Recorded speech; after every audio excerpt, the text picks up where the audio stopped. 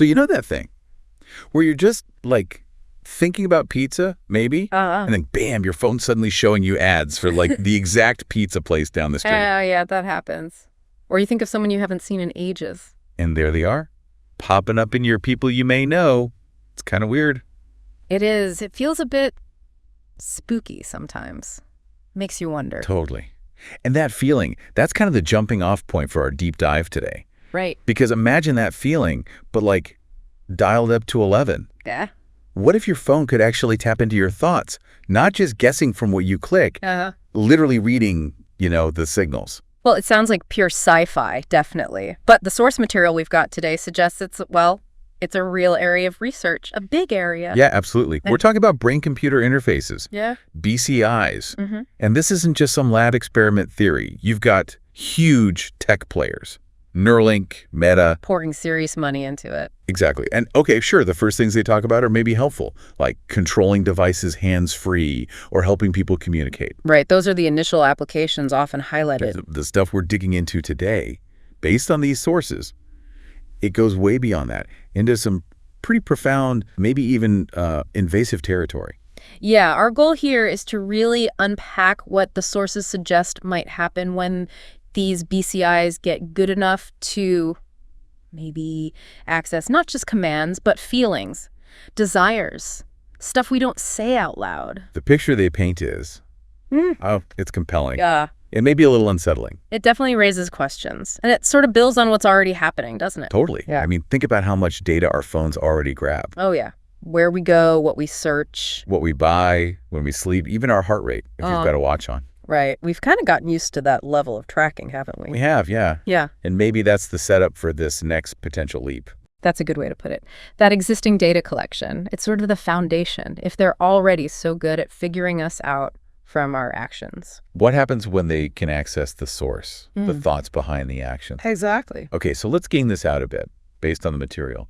Imagine you're feeling, anxious one morning, just a background feeling. Okay. And your phone somehow picks up on that brain activity. Maybe it starts playing like calming music. Or shows you an ad for a meditation app. Or even potentially an ad for antidepressants. All based on that unregistered feeling. Wow. Okay. Or, here's another one. You see someone, maybe feel a flicker of attraction, and suddenly your dating app starts tweaking its suggestions based on that flicker.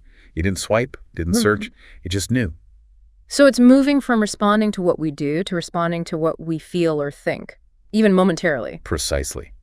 That seems to be the core idea. It reacts before we consciously act. Which feels like a pretty fundamental shift. And that job hunting example in the source material, that one really hit me. Yeah. You're just thinking, maybe I should look for a new job. Just mulling it over. Right, not even saying it out loud. And suddenly, bam, your LinkedIn feed is full of openings in your field. You didn't do anything, no search, no profile update, just the thought. That moves beyond just being helpful, doesn't it? It feels different. It feels like the phone isn't just assisting anymore. It's anticipating in a way that changes the dynamic. Yeah, the line between convenience and maybe subtle control gets really blurry there. Right. Because if it knows what you want, or even what you might want, before you really know it yourself... It can start shaping things, nudging you. Exactly. Little nudges repeated over time, shaping the information you see, the choices you make. Wow, okay.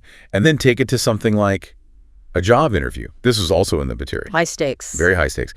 The idea that your phone could be like silently listening to your stress levels, your subconscious reactions, maybe even picking up on fleeting biased thoughts we all sometimes have. And recording that. Recording it. And then that data gets sold maybe to recruiters. So an AI could be deciding who you are based on thoughts you didn't even know you were broadcasting. Not based on your answers or your resume, but this hidden stream of thought data. That's huge. That really shakes up the idea of fair evaluation, doesn't it? Massively. Yeah. For everyone. How do you even prepare for that? You probably can't. And that leads straight into the privacy issue. Yeah, the source had that line, there's no firewall for your mind. Oof. Let that sink in, right? Hey. We use encryption, strong passwords, two-factor auth. All these digital locks. But if the raw data is just thought, what protects that? All those defenses are just bypassed. Completely bypassed. The mind has always been the last private place, you know? Yeah. This kind of tech could potentially just dismantle that. entirely. What password protects a thought? Nothing. And then the idea of turning our thoughts, our mental state, into just another product. Monetizing the mind. Yeah. Tracking our mental health fluctuations for profit. Maybe even trying to patent certain kinds of thoughts or insights, making our opinions predictable, marketable. It feels like the ultimate commodification, turning our inner life into data points for sale. Frankly, it's chilling. It is. The drive to predict behavior is already huge in the digital economy. Accessing thoughts would be like pouring gasoline on that fire. And it gets darker, too.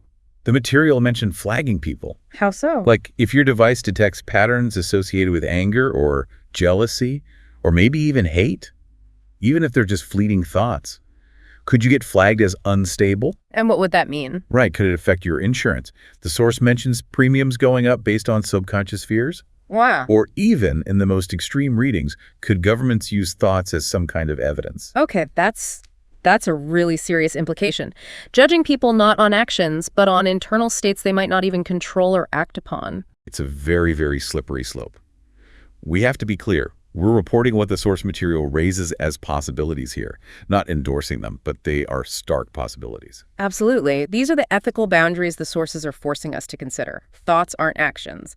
But could they be treated as such? And then there's that scientific thing you mentioned from 2023. Ah, yes. The AI models reconstructing images. Yeah, tell me about that again. They could see what someone was looking at just from brain scans? Essentially, yes. AI was trained on fMRI data and could produce a rough visual reconstruction of the image the person was viewing.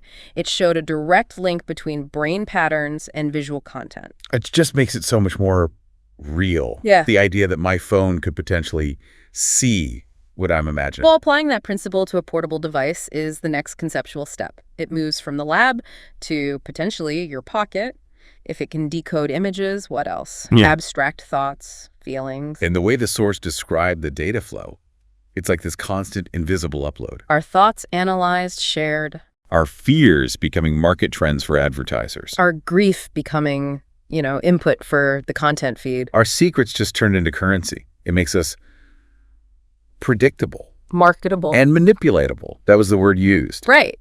The level of insight would be unprecedented, a powerful tool for anyone trying to influence behavior. And it's not just tracking us anymore, is it? The source used a different word. Trained. Trained. That sounds much more active, more... Insidious, maybe? It implies intervention, not just observation. If the tech anticipates your thoughts, it can subtly shift your environment, the info you see. To guide your next thought. Potentially. Shaping thought patterns over time, perhaps without us even noticing. Man. Okay. And this leads to those really tough questions at the end of the material. About opting out. Yeah.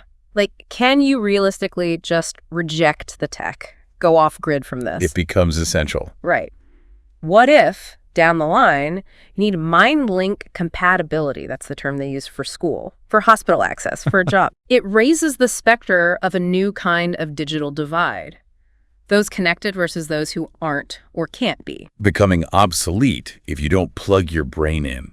It's a deeply troubling thought. It is. When tech becomes infrastructural, opting out often comes with significant disadvantages.